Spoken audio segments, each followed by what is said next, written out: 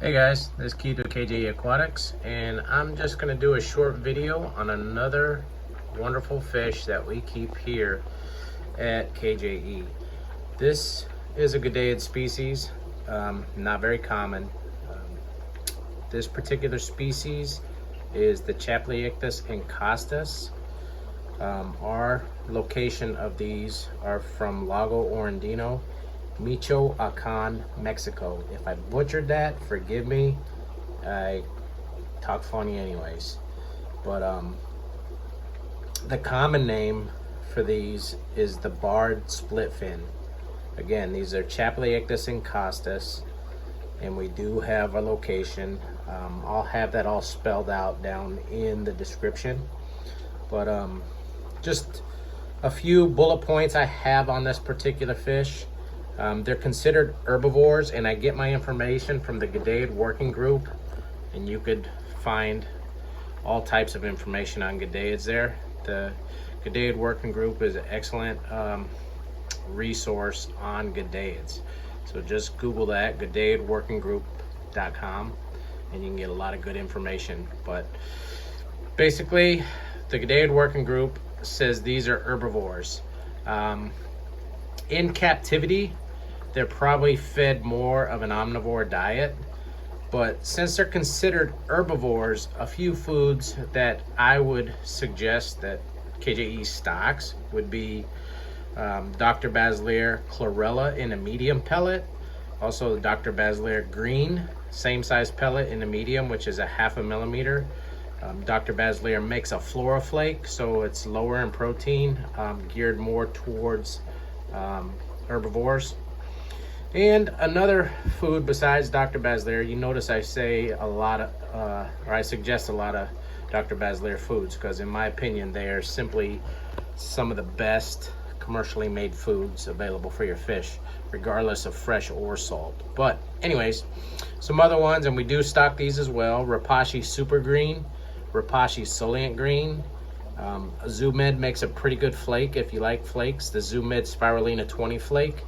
And also we carry a food line from a company pretty local to us, actually over in Rhode Island, but AgCore. And AgCore, we stock the AgCore omnivore crumbles here. Sorry, losing concentration, so you were looking down. But anyways, yeah, so that's foods I would suggest.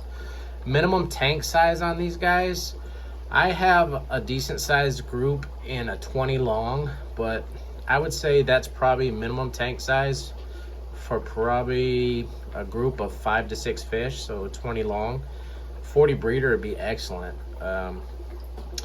Water parameters, honestly, I haven't checked water parameters here in over 4 years.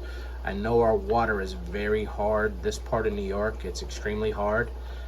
These fish do very well, as well as all our other Goodeids and other live bears. Our pH is pretty high here also, 8 to 8.2 if I remember right. Water temperature, these guys are perfectly fine in pretty, I would say, cold water for tropical fish, but these are actually subtropical. But these guys do very well in temps, low 60s on up to mid 70s for us. I don't use any heaters in their tanks at all, so they're just kept at ambient temperature.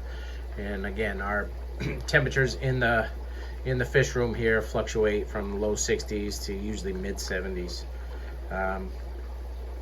As I said earlier, this is one of the Goodeids species you really won't see common in the hobby. It's not common like the Amica splendens or the Zoogoneticus tequila.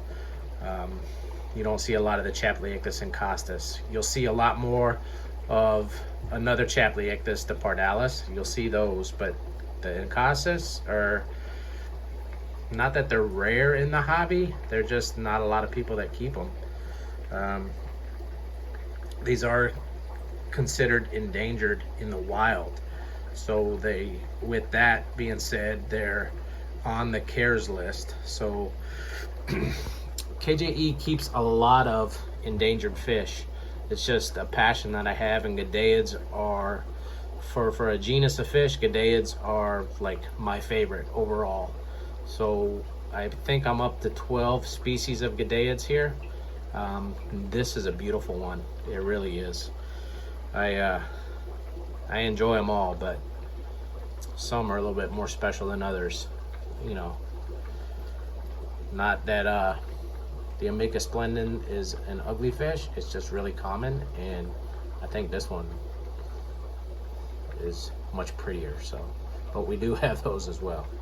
But anyways, I just wanted to do a quick video and show these guys off. I'm not showing them in their tank because the tank that I have them in is really heavily planted and you won't see them in there. So I caught a few of them in a net and I put them in a breeder box just so we could see them easier. But with that, that's all I got to say about the Chapalyicthis encaustus, and I appreciate you guys watching and just learning a few bullet points about the fish. If you want to learn more about them and get really in-depth, again, check out the Goodeids working group. You can find it online real easy if you know how to Google. Peace, guys.